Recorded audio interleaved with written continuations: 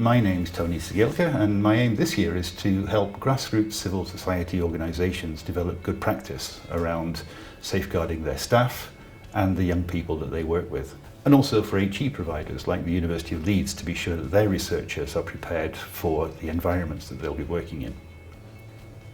Changing the Story operates in post-conflict societies in low and middle income countries where the infrastructure around safeguarding might not be functioning or even established. Equally, some aspects such as attitudes to physical contact or personal space, or what constitutes diversity, are culturally contextual.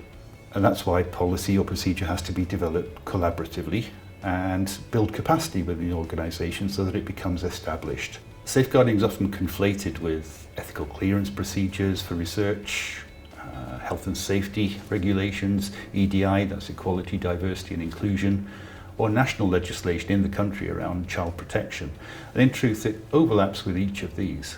It's about making ECRs aware of the ways that they can best conduct their research in difficult circumstances, and of the support mechanisms in place if they have concerns.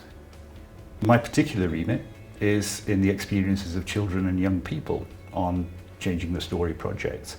So I'm concerned with cultural attitudes to childhood and adolescence and giving the young person a voice in how their concerns are acknowledged.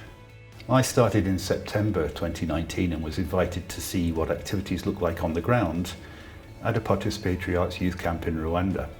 And that was really useful for me to be able to meet the trainers and counsellors who work with the young people and get their outlook on what safeguarding means. We recognise that the true knowledge comes from those who live and work locally, so we've recruited people who are already connected with CTS projects as regional leads for Sub-Saharan Africa, Latin America and Asia. Now they each bring their own expertise and experience and are working with CTS staff in their regions to identify the types of support that they say they want. So I'll pass it over to the regional leads to be able to introduce themselves and what particular tack they're taking on this project. Hi, I'm Helene. I'm speaking to you from Cape Town, South Africa.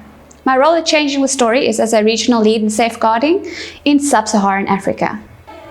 I also lead a CSO called Bottom Up that is a partner in Imagining Otherwise, which is a Changing the Story project. This project looks at youth interacting with race and space in their communities. I'm passionate about working with children and youth in creative ways, and I really believe that they've got the voice and the power to create change. With Rajib Timalsina, I am from Tribhuvan University, Nepal, based in South Asia. I am also one of the co-investigators at Changing the Story Phase 2 projects. I am non-violent communication practitioner, especially focusing on empathetic listening. I am involved in various research projects where we have to mobilize hundreds of youths and deal with thousands of children. Hello, my name is Astrid Canas. I'm working as safeguarding lead for Latin America in Changing the Story. My aim is to contribute to create more awareness on the importance of working with children and young people in a way that they feel participating, included, and safe.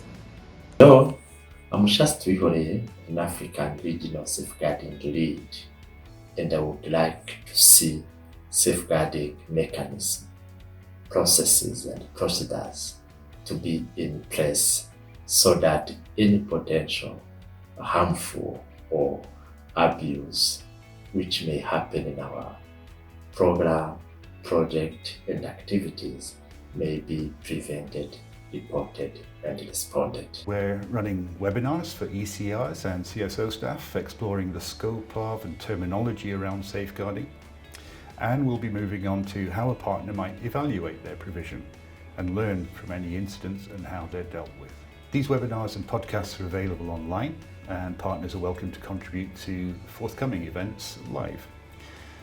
And we'd love to be able to compile a case study of how a partner has approached safeguarding provisions and how our support might help them in future funding bids, for example. We are a funded resource that CTS project can benefit from, so feel free to approach us with any specific requests.